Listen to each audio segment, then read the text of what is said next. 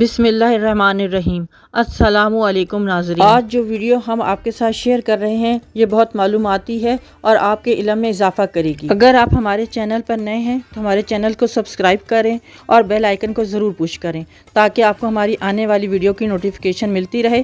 تو چلیے ویڈیو کی طرف بڑھتے ہیں۔ اس دنیا میں یاجوج ماجوج کا وجود کہاں ہے؟ کیا سائنس نے اتنی ترقی کر لی ہے کہ دنیا کا کوئی گوشہ بھی اس سے چھپا ہوا نہیں ہے؟ گوگ میگوگ کون ہیں؟ یاجوج ماجوج کس نبی کی اولاد ہیں؟ دو وحشی اور خونخوار قبیلے کون سے ہیں؟ حضرت ذوالقرنین کے نام کا کیا مطلب ہے؟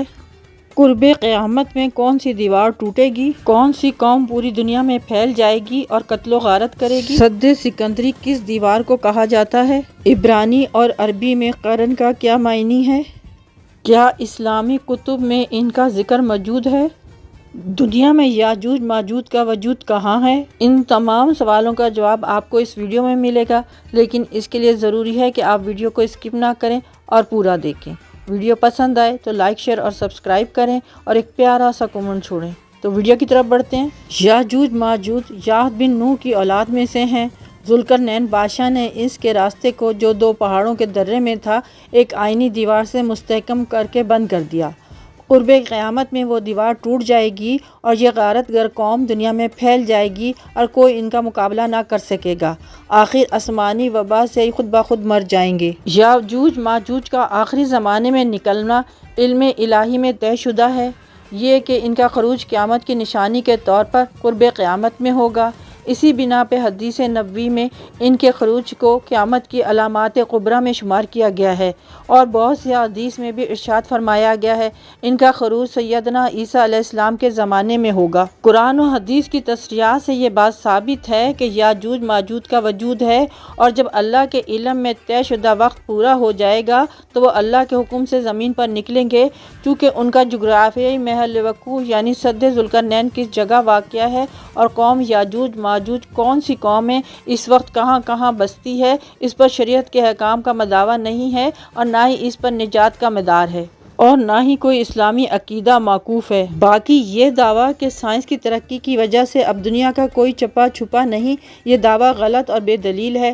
جس دیوار کی اور جس قوم کی حق تعالیٰ نے خبر دی ہے وہ صحیح اور درست ہے، اس پر ایمان لانا واجب ہے، اس کی تصدیق فرض ہے، مگر ہم کو اس دیوار کا موقع اور محل معلوم نہیں۔ ان تمام باتوں سے قطع نظر قدرت خداوندی کے پیش نظر یہ بھی ممکن ہے کہ وہ ہمارے درمیان رہتے ہوں اور ہمیں نظر نہ آتے ہوں، جیسے کہ جن وغیرہ ہیں۔ قرآن واضح طور پر گواہی دیتا ہے کہ یہ دو وحشی خونخوار قبیلوں کے نام تھے۔ وہ لوگ اپنے ارد گرد رہنے والوں پر بہت زیادتیاں اور ظلم کرتے تھے۔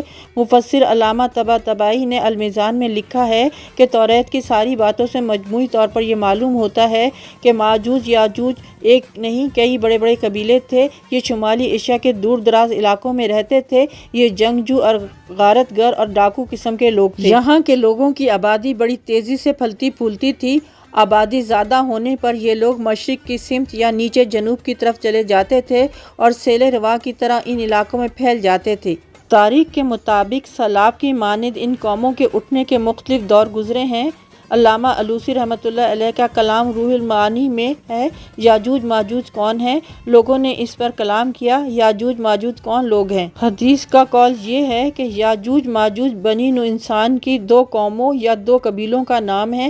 حضرت آدم علیہ السلام کے بیٹے یافت بن نوح علیہ السلام کی نسل سے ہیں، جو ترک کا جد اعلیٰ ہے، اور ترک اسی خاندان کی ایک شاخ ہیں جو سد ذوالقرنین کے اس طرف ترک کر دیے گئے تھے، یعنی چھوڑ دیے گئے تھے۔ گویا کہ یہ لفظ ترک متروک سے مشتق ہے اور یہ لوگ کافر ہیں اور دوزکی ہیں، اس قدر کثیر اور بے شمار ہیں کہ ان میں اور اہل میں وہ نسبت ہے جو ایک اور ہزار میں ہے۔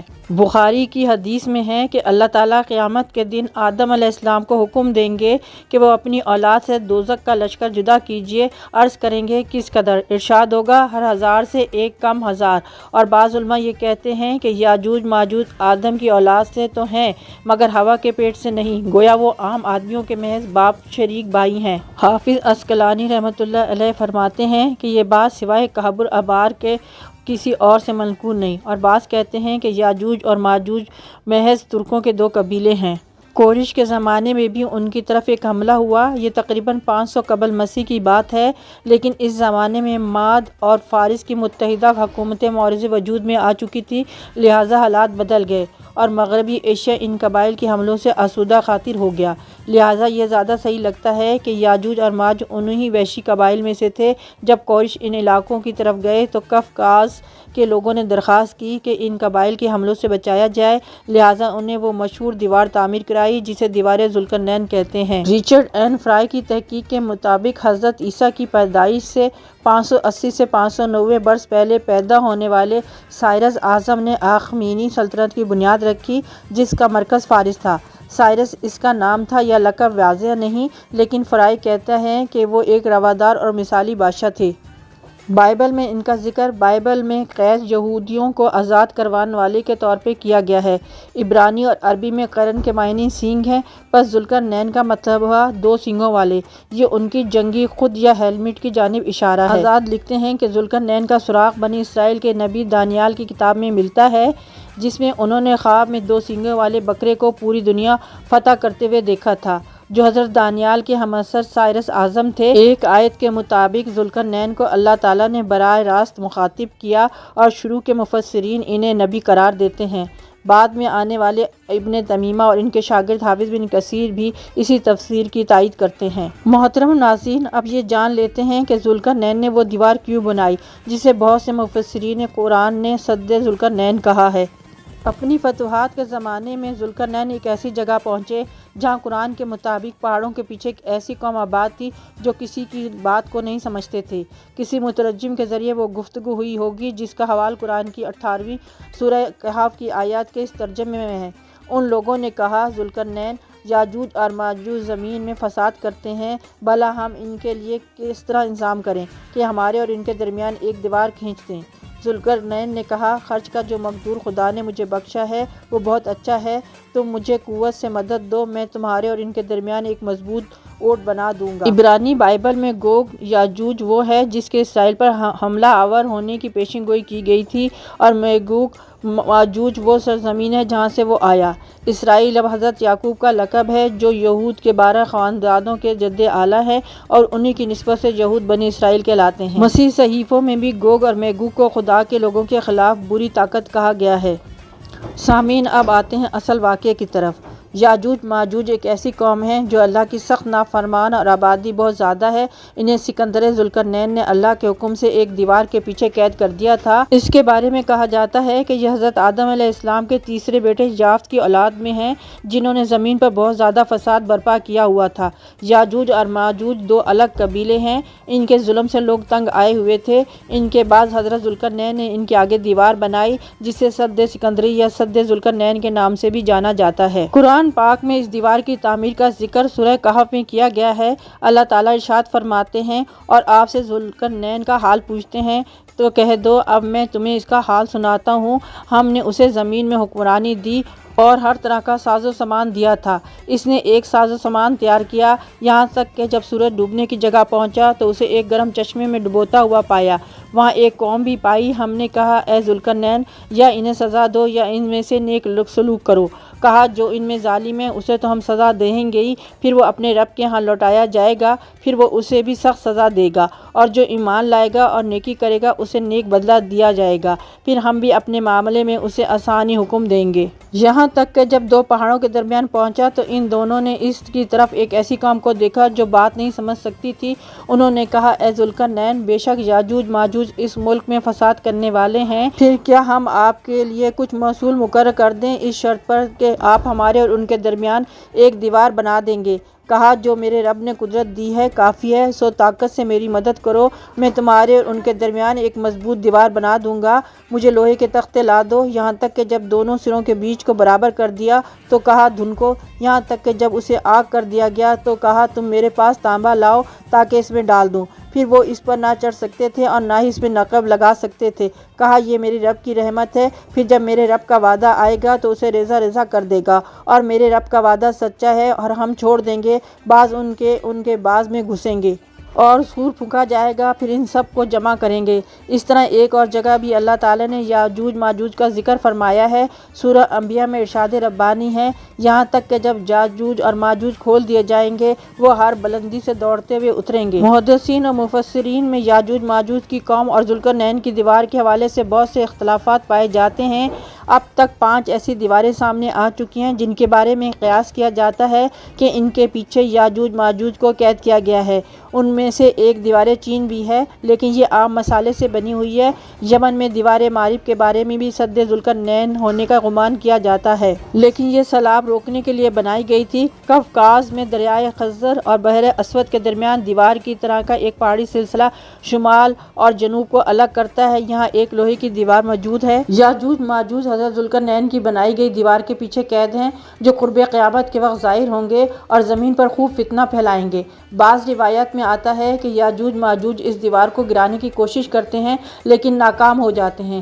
جب اللہ کی رضا ہوگی تو دیوار کی کھدائی کرنے والوں میں سے ایک کہے گا کہ کل ہم انشاءاللہ اس کو توڑ دیں گے۔ انشاءاللہ کہنے سے اگلے روز یہ دیوار ٹوٹ جائے گی۔ یاجوج ماجوج زمین پر پھیلتے چلے جائیں گے، جہاں سے گزریں گے تباہی پھیلائیں گے، مخلوق خدا کو اپنے شر و فساد کا نشانہ بنائیں گے۔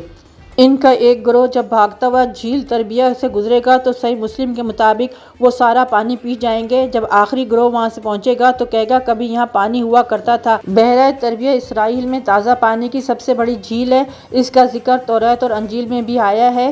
حضرت عیسیٰ علیہ السلام نے زندگی کا بڑا حصہ اس جھیل کے ساحل پر گزارا۔ یہاں سے قتل و غارت کرتے ہوئے یاجوج ماجوج بیت المقدس کی طرف پہنچیں گے اور اعلان کریں گے کہ زمین پر ہمارا قبضہ ہو چکا ہے، اب ہم آسمانوں پر بھی قبضہ کر لیں گے۔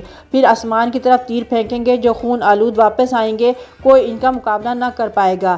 روایات میں آتا ہے کہ یاجوج ماجوج کی جانب سے آسمان کی طرف پھینکے گئے تیروں پر اللہ تعالیٰ کی قدرت سے خون آن لگے گا اور وہ سمجھیں گے کہ انہوں نے آسمان کو بھی فتح کر لیا ہے۔ ان کا ظہور حضرت عیسیٰ علیہ السلام کے نزول کے بعد ہوگا۔ یاجوج ماجوج کے فتنے کے وقت حضرت عیسیٰ کو حکم ہوگا کہ وہ مسلمانوں کو لے کر کوہ طور پر چلے جائیں۔ جب کوہ طور پر پہنچیں گے تو غذا کی قلت پیدا ہو جائے گی، تو حضرت عیسیٰ علیہ السلام یاجوج ماجوج کے لیے بد دعا کریں گے، جس کے نتیجے میں ان کے کانوں اور گردنوں میں کیڑے پیدا ہوں گے، جن کے پھٹنے سے یہ ہلاک ہونا شروع ہو جائیں گے۔ مسلمان جب کوہ طور سے نیچے اتریں گے تو ہر طرف یاجوج ماجوج کی لاشیں ہوں گی اور ان سے بدبو اٹھ رہی ہوگی۔ حضرت عیسیٰ علیہ السلام اللہ سے دعا کریں گے، اس کے بعد ایک خاص قسم کے پرندے ان کی لاشوں کو اٹھا کر جہاں اللہ چاہے گا وہاں لے جائیں گے۔ اس کے بعد شدید بارش ہوگی، ہر چیز دھل کر اجلی ہو جائے گی۔ یاجوج ماجوج کے بارے میں مختلف روایات میں آتا ہے، یہ 9 حصے ہیں، انسان اور جنات ایک حصہ آبادی میں، جہنم میں بھی ہر 9-10 کا تعلق یاجوج ماجوج سے ہوگا، جس کی جسمانی ساخت کے بارے میں مختلف روایات بیان کی جاتی ہیں۔ ایک روایت میں آتا ہے کہ یاجوج ماجوج کے لوگ کئی قسم کے ہیں، بعض شمشاد کی طرح لمبے، بعض طول و عرض دونوں میں 4-4 ہاتھ، بعض اتنے بڑے کہ کان رکھتے ہیں کہ ایک کو بچھاتے ہیں اور دوسرے پر لیٹ جاتے ہیں۔ ایک اور روایت میں آتا ہے کہ یاجوج ماجوج کے لوگ ایک بالش کے ہیں، بہت لمبے ان میں سے وہ ہیں جو 3 بالش کے ہیں۔ ابن کثیر کے مطابق یاجوج ماجوج انسانوں کی 2 قومیں ہیں۔ ہماری دعا ہے کہ اللہ تعالی ہمیں ہر قسم کے فتنے سے محفوظ رکھے، آمین۔ امید ہے آپ کو آج کی ویڈیو پسند آئی ہوگی۔ اگر ویڈیو پسند آئے تو اس کو لائک، شیئر اور سبسکرائب کریں، دعاؤں میں یاد رکھیں۔ پھر ملیں گے ایک نئی ویڈیو کے ساتھ، اپنا خیال رکھیں، اللہ حافظ۔